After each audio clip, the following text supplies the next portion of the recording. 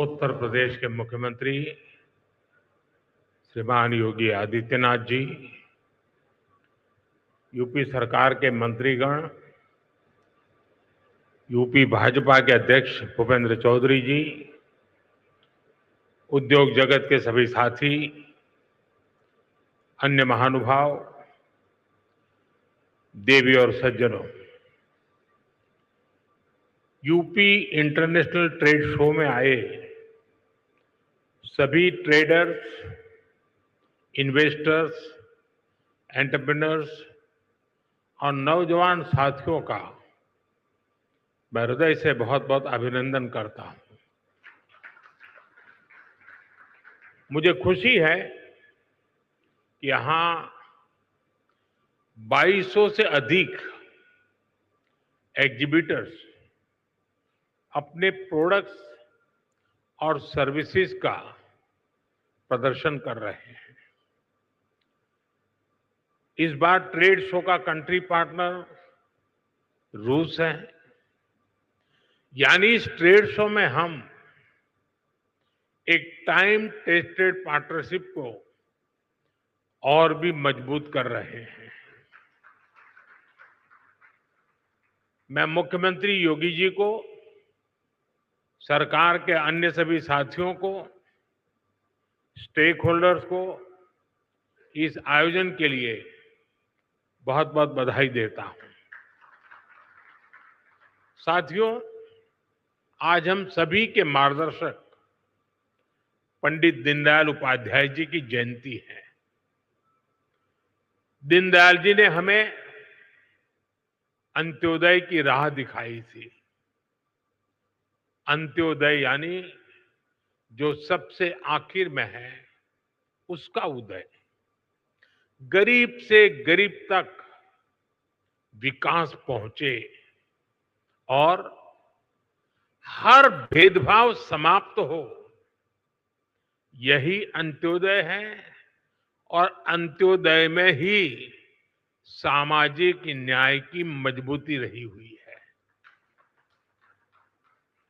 और आज विकास का यही मॉडल भारत दुनिया को दे रहा है। साथियों, मैं आपको एक उदाहरण दूंगा। आज विश्व में हमारे फिनटेक सेक्टर की बहुत चर्चा है। इस फिनटेक सेक्टर की सबसे खास बात है कि इसने समावेशी विकास को, इंक्लूसिव डेवलपमेंट को बहुत ताकत दी है, बढ़ावा दिया है। भारत ने ऐसे ओपन प्लेटफॉर्म बनाए जो सबको साथ लेकर चलते हैं।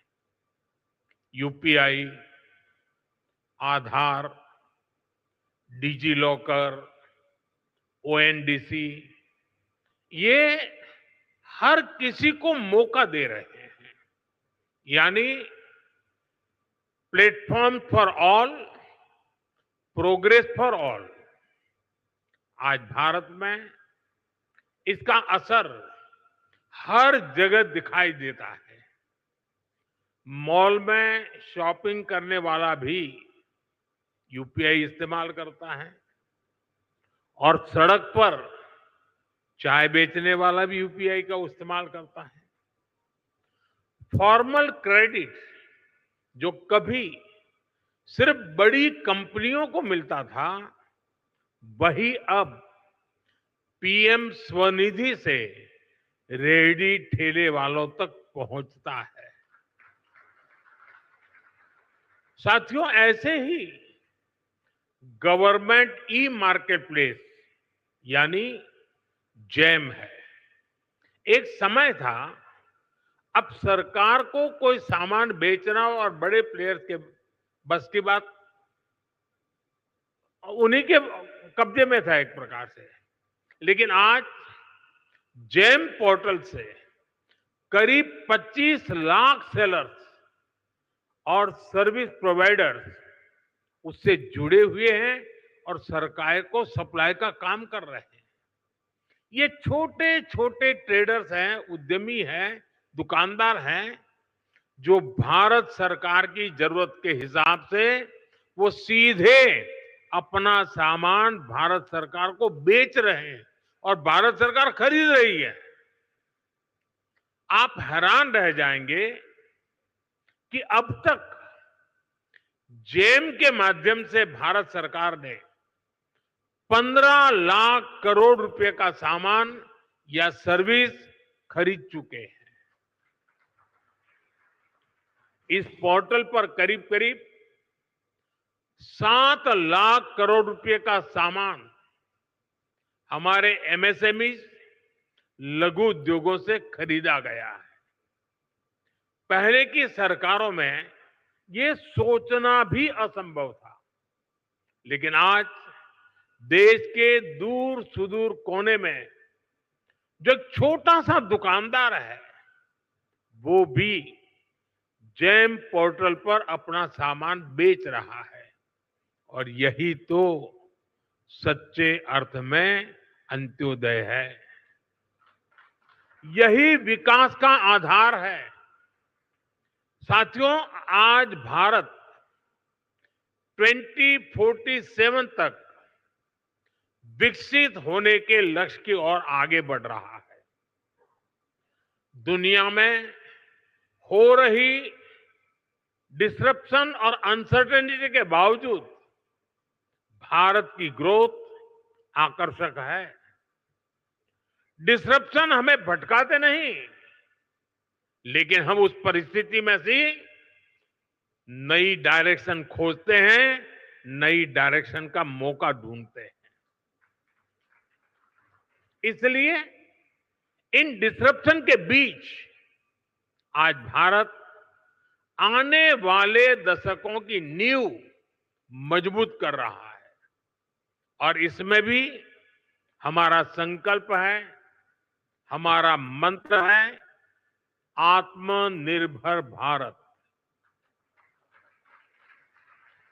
दूसरों पर निर्भर होने से ज्यादा व्यवस्था कोई और हो ही नहीं सकती। बदलती हुई दुनिया में जो देश जितना ज्यादा दूसरों पर निर्भर रहेगा, उसकी ग्रोथ उतनी ही कॉम्प्रोमाइज रहने वाली है। और इसलिए भारत जैसे देश को किसी पर निर्भर रहना अब मंजूर नहीं है। इसलिए भारत को आत्मनिर्भर बनाना ही होगा। हर वो प्रोडक्ट जो हम भारत में बना सकते हैं, वो हमें भारत में ही बनाना है। आज यहां मेरे सामने इतनी बड़ी संख्या में उद्यमी हैं, ट्रेडर्स हैं, एंटरप्रेन्योर्स हैं। आप इस आत्मनिर्भर भारत अभियान के बहुत बड़े स्टेक होल्डर्स हैं। मेरा आज आपसे आग्रह है, अपना बिजनेस मॉडल ऐसा बनाइए जो आत्मनिर्भर भारत को मजबूती देता हो। साथियों, आप सभी जानते हैं, आज सरकार मेक इन इंडिया पर, मैन्युफैक्चरिंग पर कितना बल दे रही है। हम चिप से शिप तक भारत में बनाना चाहते हैं और इसलिए आपकी ईज ऑफ डूइंग बिजनेस के लिए हम लगातार काम कर रहे हैं। सरकार ने 40,000 से ज्यादा कंप्लायंस खत्म किए हैं। व्यापार कारोबार में होने वाली जिन छोटी छोटी गलतियों पर आपके खिलाफ केस होता था, ऐसे सैकड़ों नियम उनको सरकार ने डीक्रिमिनलाइज कर चुकी है। सरकार आपके साथ कंधे से कंधा मिलाकर चल रही है। लेकिन साथियों, मेरी कुछ अपेक्षाएं भी हैं जो मैं जरूर आपके साथ शेयर करूंगा। आप जो भी मैन्युफैक्चर कर रहे हैं वो बेस्ट क्वालिटी का होना चाहिए, उत्तम से उत्तम होना चाहिए। आज देशवासियों के मन में ये बात है कि स्वदेशी उत्पादों की क्वालिटी में लगातार सुधार होता रहे, यूजर फ्रेंडली हो, लंबे समय तक काम आने वाले हो। इसलिए क्वालिटी से कोई भी कॉम्प्रोमाइज नहीं होना चाहिए। आज देश का हर नागरिक स्वदेशी से जुड़ रहा है, वो स्वदेशी खरीदना चाहता है। गर्व से कहो ये स्वदेशी है। इस भावना को आज हम चारों तरफ अनुभव कर रहे हैं। हमारे ट्रेडर्स को भी इस मंत्र को अपनाना है। जो भारत में उपलब्ध है उसे ही प्राथमिकता देनी है। साथियों, एक अहम विषय रिसर्च का है। हमें रिसर्च में इन्वेस्टमेंट बढ़ाना है, कई गुना बढ़ाना है। इनोवेशन के बिना दुनिया ठहर जाती है, व्यापार भी ठहर जाता है, जिंदगी भी ठहर जाती है। और सरकार ने इसके लिए जरूरी कदम उठाए हैं। अब रिसर्च में प्राइवेट इन्वेस्टमेंट के लिए सबको आगे आना ही होगा। ये समय की मांग है। हमें स्वदेशी रिसर्च का, स्वदेशी डिजाइन और डेवलपमेंट का पूरा इकोसिस्टम बनाना है। साथियों, इन्वेस्टमेंट के लिए हमारा उत्तर प्रदेश भी अद्भुत संभावनाओं से भरा हुआ है। बीते कुछ वर्षों में यूपी में कनेक्टिविटी की जो क्रांति हुई है उसने लॉजिस्टिक कॉस्ट को बहुत कम कर दिया है। यूपी देश में सबसे ज्यादा एक्सप्रेस वे वाला प्रदेश बन चुका है। यूपी देश के सबसे अधिक इंटरनेशनल एयरपोर्ट वाला प्रदेश है। ये देश के 2 बड़े डेडिकेटेड फ्रेट कॉरिडोर का हब है। हेरिटेज टूरिज्म में भी यूपी नंबर 1 है। नमामि गंगे जैसे अभियानों ने यूपी को क्रूज टूरिज्म के लिए उसके मैप पर ला करके अपना स्थान बना दिया है। वन डिस्ट्रिक्ट वन प्रोडक्ट ने यूपी के अनेकों जिलों के प्रोडक्ट को इंटरनेशनल मार्केट में पहुंचा दिया है। और मुझे तो विदेशी मेहमानों से मिलना होता है तो आजकल मुझे कोई क्या देना है बहुत ज्यादा सोचना नहीं पड़ता है। ये वन डिस्ट्रिक्ट वन प्रोडक्ट का कैटलॉग हमारी टीम देख लेती है, बस उसी से दुनिया भर के देश के लोगों को मैं दे देता हूं।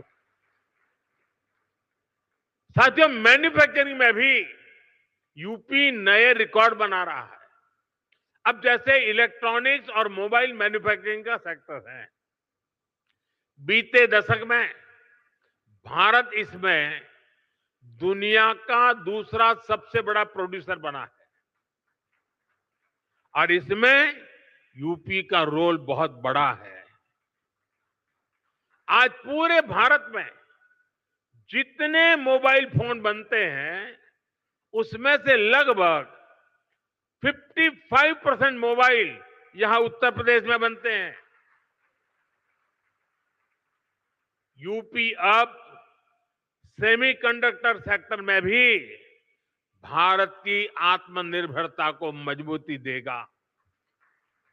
यहां से कुछ किलोमीटर दूर ही एक बड़ी सेमीकंडक्टर फैसिलिटी पर काम शुरू होने वाला है। साथियों, एक और उदाहरण डिफेंस सेक्टर का है। हमारी सेनाएं स्वदेशी चाहती हैं, दूसरों पर निर्भरता को कम करना चाहती हैं। इसलिए भारत में ही हम एक वाइब्रेंट डिफेंस सेक्टर डेवलप कर रहे हैं। पुर्जे पुर्जे पर मेड इन इंडिया की छाप हो, हम ऐसा इकोसिस्टम बना रहे हैं। और यूपी इसमें भी बड़ी भूमिका निभा रहा है। बहुत जल्द रूस के सहयोग से बनी फैक्ट्री से AK-203 राइफल का उत्पादन शुरू होने जा रहा है। यूपी में एक डिफेंस कॉरिडोर का भी निर्माण हो रहा है, जिसमें ब्रह्मोस मिसाइल समेत अनेक अस्त्र शस्त्र का निर्माण शुरू भी हो चुका है। मैं आप सभी का आह्वान करूंगा, यूपी में इन्वेस्ट करिए, यूपी में मैन्युफैक्चर करिए। यहां लाखों एमएसएमई का मजबूत नेटवर्क है और ये लगातार बढ़ रहा है। आप इनके सामर्थ्य का उपयोग कीजिए और एक कंप्लीट प्रोडक्ट यहीं पर बनाइए। इसके लिए हर मदद के साथ यूपी सरकार, भारत सरकार आपके साथ है।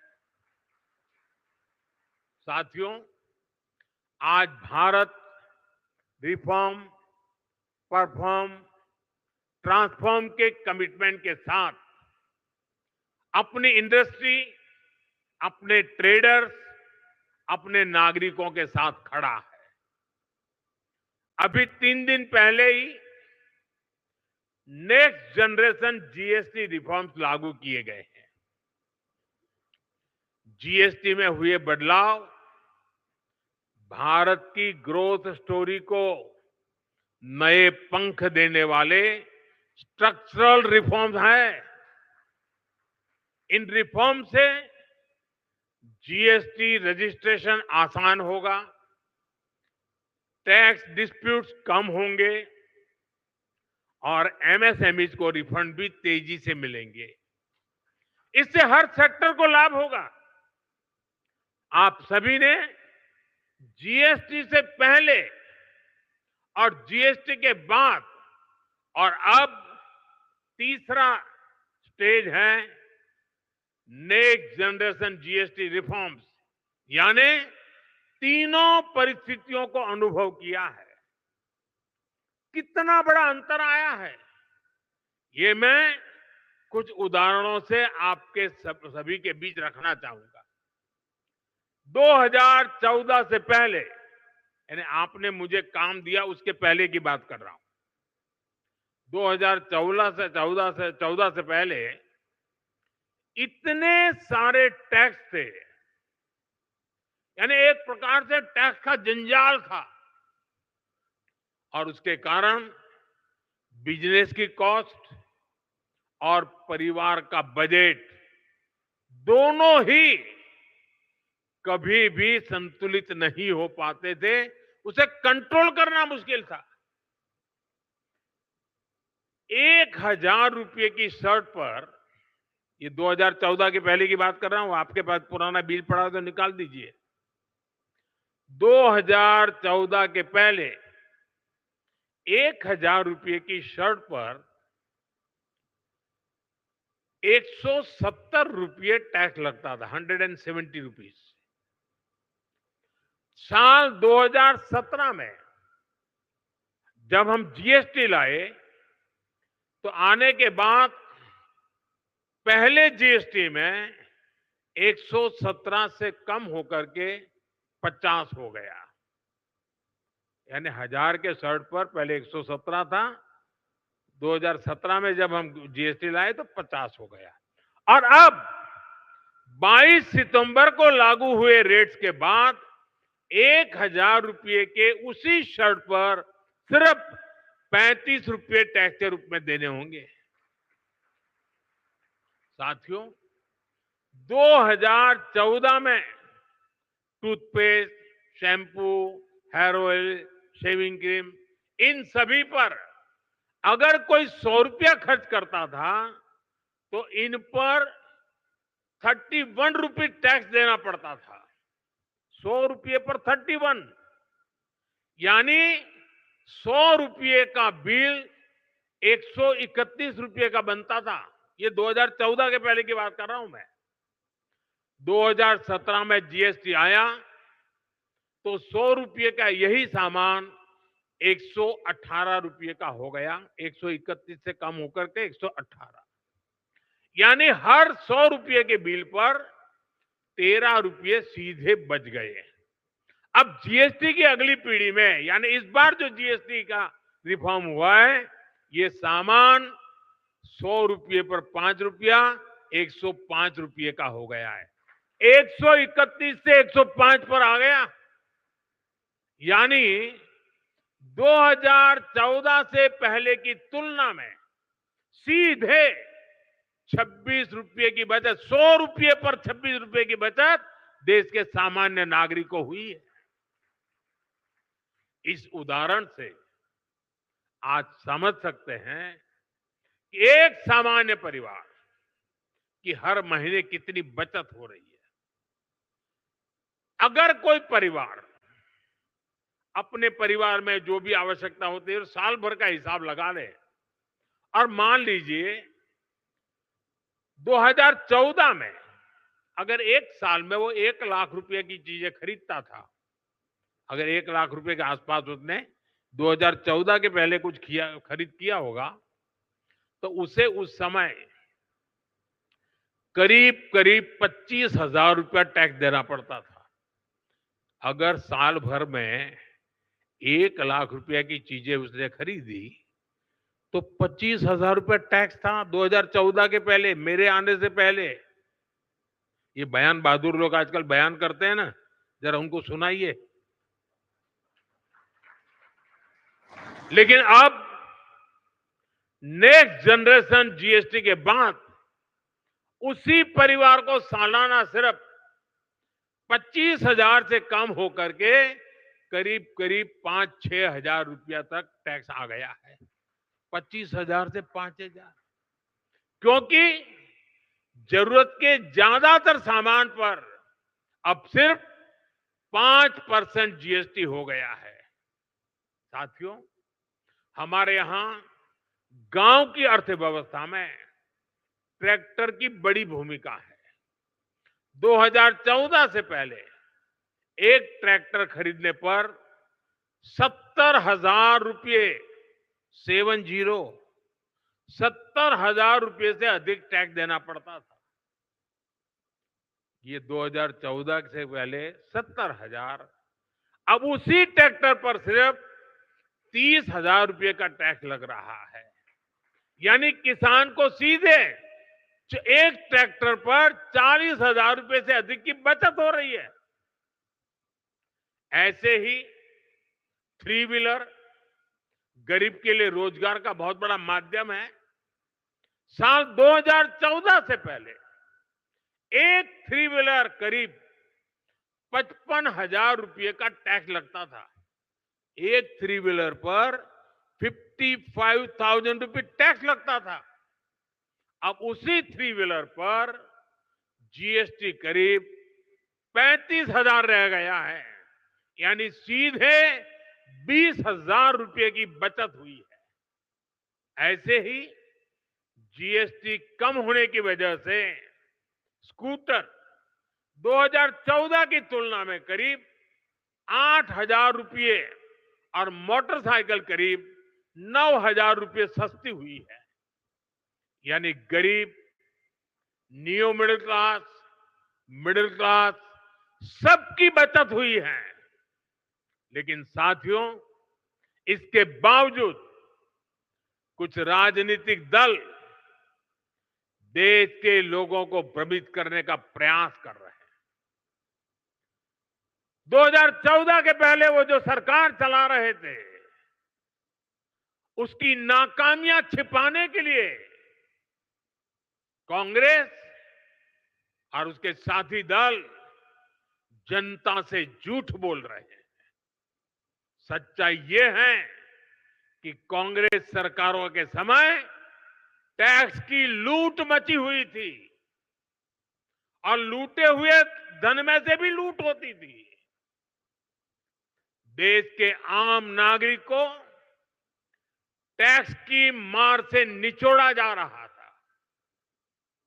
ये हमारी सरकार है जिसने टैक्स को बड़े पैमाने पर कम किया है, महंगाई कम की है। हमने देश के लोगों की आमदनी बढ़ाई है और बचत भी बढ़ाई है। जब 2014 में उनकी सरकार थी, 2 लाख रुपए तक इनकम टैक्स माफ था, 2 लाख रुपए सिर्फ। आज 12 लाख रुपए की इनकम को टैक्स फ्री करना और नए जीएसटी रिफॉर्म से ही इस साल देश के लोगों को 2.5 लाख करोड़ रुपए बचने जा रहे हैं। देशवासियों की जेब में 2.5 लाख करोड़ रुपया बचेगा और इसलिए तो देश आज गर्व के साथ जीएसटी उत्सव मना रहा है, जीएसटी बचत उत्सव मना रहा है। और मैं आपको बताना चाहता हूं में जीएसटी लाए, आर्थिक मजबूती का काम किया और 2025 में फिर से लाए, फिर आर्थिक मजबूती करेंगे और जैसे जैसे आर्थिक मजबूती होगी टैक्स का बोझ कम होता जाएगा।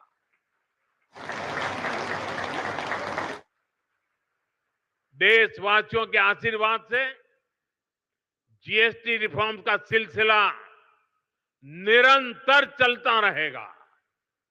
साथियों, आज भारत के पास रिफॉर्म्स की स्ट्रांग विल पावर है। हमारे पास डेमोक्रेटिक और पॉलिटिकल स्टेबिलिटी है, पॉलिसी प्रिडिक्टेबिलिटी भी है। सबसे बड़ी बात, भारत के पास बहुत बड़ी युवा और स्किल्ड वर्कफोर्स है, डायनेमिक युवा कंज्यूमर बेस है।